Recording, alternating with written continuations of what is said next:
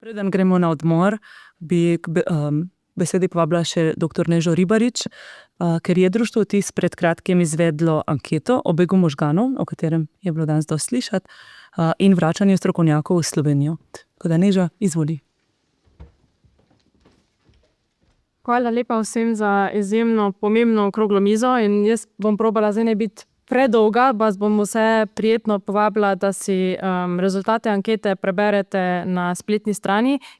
Kar pa bi si želela poudariti, je pa točno to, da Vtis vas posluša, člane in druge deležnike oziroma vse Slovence po svetu, ker anketa ni bila omejena na samo člane Društva Vtis, in da vas poslušamo, kaj so tiste želje, ker smo se zavedamo, da smo postali tisti medij med državnimi organi in našimi člani oziroma drugimi Slovenci po svetu in smo izvedli to anketo. Torej, prvo vprašanje, kaj je sploh tisto, kar pač Slovenija mogoče ne ponuja, pa je čisto okej, da ne ponuja, ampak zakaj pač sploh odhajamo v tujino. Mogoče so to izjemno nišni študiji, kot je, ne vem, kako postanem astronavt, ko pač pri nas nimamo industrije oziroma potrebe po tem, je čisto okej, da pač ponuja to neka druga država.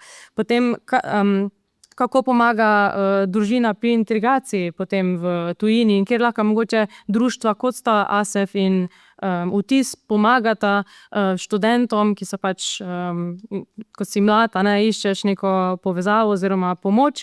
Imamo programe mentorstva, oziroma se je izkazalo, da pač družina niti ni toliko vplivala na to, kako hitro se integriramo. Potem je pa vprašanje, ko se želimo vrniti. Ali se sploh želimo vrniti?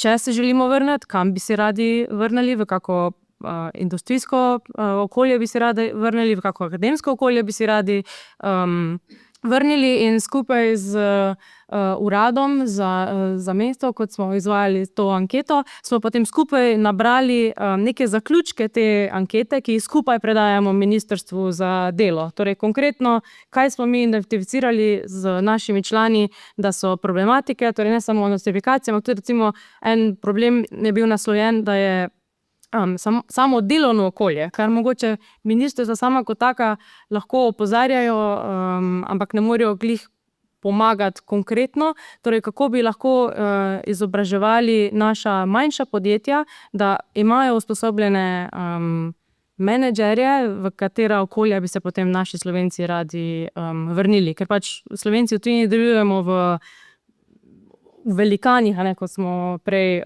omenjali, kako bi lahko torej točno ta pretok znanja, ne rabimo izumljati ponovno tople vode, ampak dobre prakse, ko obstajajo, prenesti domov. Tako da vas pač samo prijazno povabim, da si anketo in njene zaključke preberete na naši spletni strani in da vas pomirim, da delamo na tem področju in da se vsi ti zaključki in pač predlogi so bili naslovljeni na Ministrstvo za delo.